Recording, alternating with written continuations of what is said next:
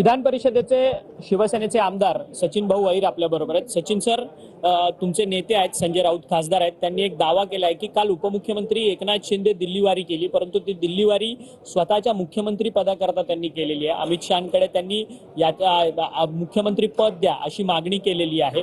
सध्या राज्यात देवेंद्र फडणवीस जे भाजपचे मुख्यमंत्री असताना अशा पद्धतीचा दावा जो आहे तो तुमच्या नेत्यांकडनं केला जातो, कशा पद्धतीने पाहता?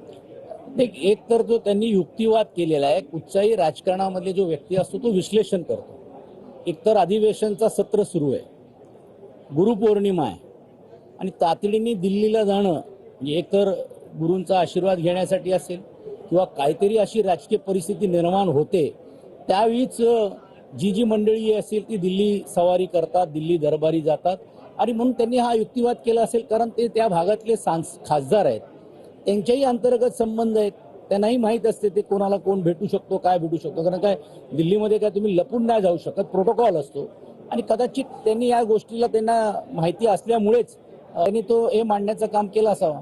परंतु